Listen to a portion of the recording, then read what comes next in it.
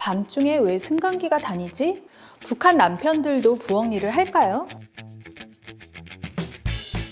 네, 안녕하세요. 남북통합문화센터 인문학 소통과정 강의를 맡게 된 북한학 박사 박소혜입니다. 지난 시간에 이어 평양 고층 아파트에 사는 북한 주민의 생활 강의 2부 시작하겠습니다. 1부에서 평양 고층 아파트의 주거 공간 변화를 살펴봤다면 2부는 바뀐 공간에 나타나는 북한 주민들의 소비 문화 특징에 주목해 보려고 합니다. 주거 공간의 변화는 자본주의적 욕망과 물질적인 소비를 가져오게 되었는데요.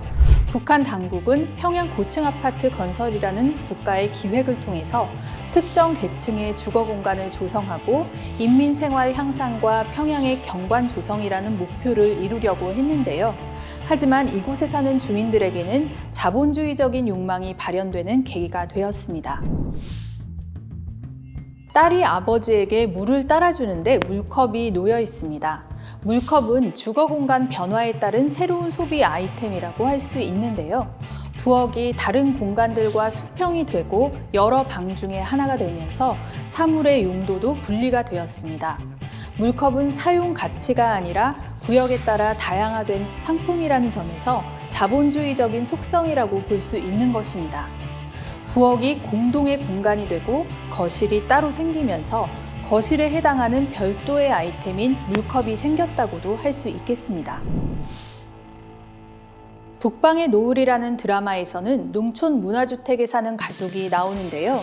남편이자 아버지, 집안의 가장인 세대주가 물을 달라고 하자 부엌에서 사용하는 대접에다가 물을 떠서 줍니다. 이러한 장면들은 가부장제나 여러 가지로 설명할 수 있지만 부엌의 구조 때문이기도 합니다. 농촌 문화주택에서 부엌은 방보다 바닥이 낮고 집안의 다른 공간과 별개로 구성되어 있습니다. 바닥의 높이가 낮은 부엌은 다른 공간과 수평적으로 소통이 되지 않는 구조라고 할 수 있는데요. 세대주인 남편이 여기까지 와서 물을 직접 따라 마실 수 없는 것이고요. 남편은 물을 달라고 시키고 부엌에서 가져가는 것이니까 밥그릇에 물을 떠주는 것입니다. 공간이 생활 양식을 만드는 것을 보여줍니다. 주거 공간에서 부엌이 다른 방들과 수평적인 높이가 되고 평등해졌다는 것은 가족 구성원들의 접근이 쉬워졌다는 것을 의미합니다. 입식으로 된 부엌 가구들이 들어서면서 누구나 드나들기 더 편해진 것인데요. 따라서 세대주인 남편이자 아버지도 이렇게 앞치마를 두르고 고무장갑을 낀 채 부엌에서 일하는 장면이 등장합니다. 즉 부엌이라는 주거 공간이 공동의 공간으로 변화하면서 가족 단위의 행복도 가능하게 만든 것입니다. 고층 아파트의 주거 공간이 개별 공간으로 분리되면서 어린이 방이 생긴 것이 특징인데요. 어린이의 존재가 부각되면서 어린이의 취향이 반영된 소비 문화가 발생합니다.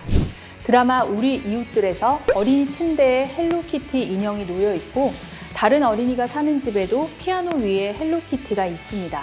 이전에는 어린이의 취향이나 기호 자체가 주거 공간에 반영되지 않았지만 지금은 각각의 구성원이 모두 각각의 소비 문화를 갖게 되었다고 할 수 있습니다. 주거 공간이 가족 중심의 사적 공간화로 바뀌다 보니 가족들의 건강을 챙기는 모습도 보입니다. 드라마 우리 이웃들에서는 부인이 남편에게 보약이라고 말하면서 먹여주는 장면이 나오고요. 다른 집에서도 딸이 아버지에게 약을 챙겨줍니다. 두 집 모두 무슨 병이 있어서가 아니라 드라마 전개와 상관없이 건강을 위한다면서 이런 장면들이 등장하는 것인데요. 이는 가족끼리 분리되어 있는 사적 공간, 그리고 이들의 경제력이 이러한 추가적인 소비를 일으켰다고 할 수 있습니다. 평양의 고층 아파트는 개인과 가족을 챙기는 것이 가능한 주거 공간이 된 것입니다. 한편 김정은 시대의 인민의 생명과 안전, 보건과 병원 이런 것들을 상당히 챙기고 있는 모습이 드라마에도 투영된 것으로 보입니다. 하지만 이것은 개인의 경제력이 뒷받침되어야 한다는 점에서 자본주의적이고 물질적이라고도 할 수 있습니다. 이전 시대에는 김일성, 김정일 초상화가 집마다 걸려있는 것이 일반적이었죠. 평양 고층 아파트 거실에 가족 사진이 등장합니다. 가족 사진 옆으로는 참된 삶이라는 글씨도 보입니다. 가족 사진은 단순히 소품이 아니라 이렇게 드라마 화면에서 클로즈업해서 보여주는데요. 개인으로서 가족 중심의 행복이 느껴지도록 하는 것이 김정은 시대가 얘기하는 인민대중제일주의의 하나라고 할 수 있을 것 같습니다. 가족 사진뿐만 아니라 세계 지도도 걸려 있습니다. 김정은 시대의 세계를 향한 지향이 살림집에서 구현되는 방식이기도 한데요. 이러한 실내 장식들은 집단주의보다는 개인주의 성격에 가깝고 가족과 개인의 욕망을 드러내는 물질적인 소비라고 할 수 있습니다.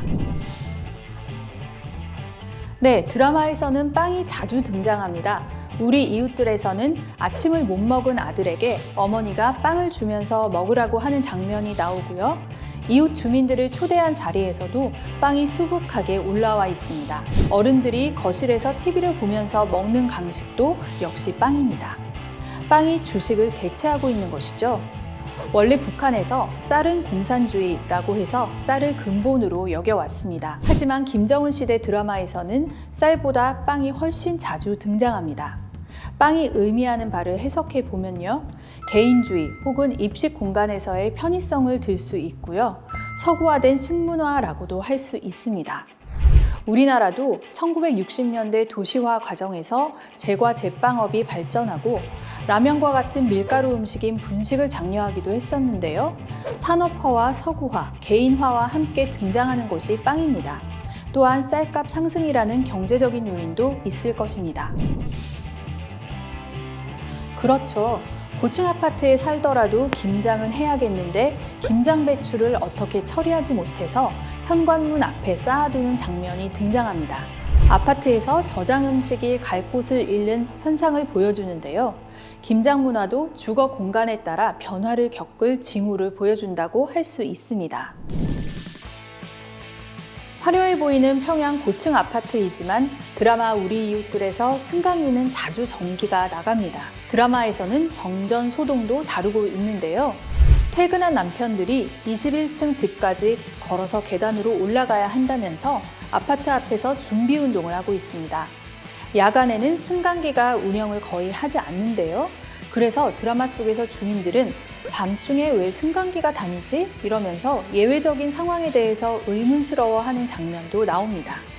승강기 옆에 붙어있는 포스터에는 전기를 아껴 쓰자라는 문구가 적혀 있습니다. 전기가 부족하고 중요하다는 것을 보여주는 것입니다. 이렇게 전기가 부족하고 중요하다 보니 전기를 생산하는 발전소 근무자에게는 이러한 평양 청전거리 고층 아파트가 우선적으로 배정됩니다. 중요한 일을 하는 사람에게 고층 아파트가 배치되는 특권이 주어진다고 할 수 있습니다. 고층 아파트지만 단수도 일상적입니다. 드라마 속 승강기 운전공은 출근하면서 물 양동이를 들고 있는데요. 물을 담아서 집마다 가져다주는 일도 합니다. 전기나 물과 같은 에너지는 전반적으로 부족하지만 그래도 농촌보다는 도시 중에서도 평양, 그 중에서도 고층 아파트는 그나마 사정이 좋은 편이어서 계층에 따라 공간과 시간의 속도가 다르게 움직이고 있는 것을 볼 수 있습니다. 국가가 이러한 특권을 누리는 계층을 정해주는 것이 사회주의고요. 이는 우월성을 나타내는 자원이 된다고 하겠습니다. 네, 드라마에서 의사 부인이 아침 출근길에 승강기 앞에서 의사인 남편에게 향수를 뿌려주는 장면이 있습니다. 소독약 냄새보다는 이 향수 냄새가 더 좋지 뭘 그래요? 이렇게 얘기합니다. 승강기에서 기다리고 있는 사람들이 이 장면을 지켜보고 있고요. 그 향수 나도 좀 뿌려달라 라고 하는 이웃도 있습니다. 시장화 이후 사회 전반적으로 자본을 가진 계층을 선망하게 되면서 소비 욕망이 확대되는 것과 관련이 있습니다. 네, 아파트를 배경으로 나오는 여성들이 명품 스타일 핸드백을 들고 있는 장면이 나옵니다. 이러한 장면들은 북한 주민 일반이 아닌 사회주의 우월성을 상징하는 고층 살림집 주민들의 차림새를 대변해주고 있다고 할 수 있습니다. 드라마 기다리는 아버지에서는 시아버지가 며느리의 가방을 들어주는 모습도 나오는데요. 시장화의 산물들을 하나씩 들고 경제력과 지위를 상징하면서 사회주의의 우월성을 선전하고 있는 것처럼 보입니다. 자본주의적이면서도 사회주의적인 모순적인 경관이자 현실이기도 합니다. 네, 지금까지 사회주의 우월성 과시와 상징 소비를 보여주는 몇몇 장면들을 살펴봤는데요. 이것은 과시적인 소비를 보여줌으로써 그것이 북한이 얘기하는 국가의 수준이라고 얘기하고 있는 것과 같습니다. 즉, 세계적인 수준을 보여주려는 통치 전략이라고 할 수 있는데요. 앞의 사례를 보면 개인의 취향 같지만 국가의 취향을 보여주는 것들이 있었습니다. 즉, 보약은 인민의 생명과 안전을 상징하고 TV는 보여주기 위한 영상 매체입니다. 피아노는 국제대회에서 수상한 세계적인 수준을 상징하고 있습니다. 이것은 비록 드라마이지만 격차에 대한 사회주의적인 고민을 하는 것이라기보다는 과시적이고 상징적인 소비를 드러내는 것이라고 해석해 볼 수 있겠습니다. 평양 고층 아파트라는 집단적인 주거 공간의 밀집성은 집단주의 차원에서는 기호와 취향의 확산 가능성을 가져오지만 자본의 차이로 인해서 구별짓기 또한 생산될 가능성이 있습니다. 집단주의에서 주거 공동체를 국가가 마련해 줬는데 연대감만 생기는 것이 아니라 균열의 가능성이 생기는 것인데요. 이러한 원인이 경제적인 자본에 있다는 것은 사회주의 체제에서 국가 배정의 아이러니라고 할 수 있겠죠.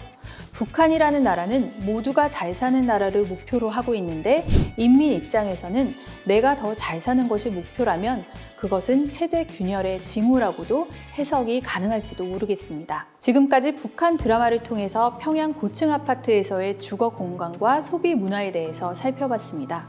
평해튼이라는 주거 공간에서 보여주는 소비 문화가 자본주의적 욕망과 물질적 소비를 가져온다는 점에서 사회주의 체제의 균열을 가져오는 것일까요? 정리해보면 이곳에서는 자본주의적인 욕망의 발현과 사회주의적인 우월성의 발현이 혼재되어 있다고 할 수 있습니다. 하지만 이러한 평해튼 현상은 북한 주민들의 일반적인 모습도 아니고 평균적인 소비 문화도 아닙니다. 시대와 계층이 특정된 북한의 주거 소비 문화라는 점에서 확대 해석은 경계해야 할 것입니다. 그러면서도 이러한 현상 역시 북한의 변화하고 있는 모습이라는 점도 다시 한번 새겨두면 좋겠습니다. 오늘 강의 재미있게 보셨기를 바라면서 이만 마치겠습니다. 감사합니다.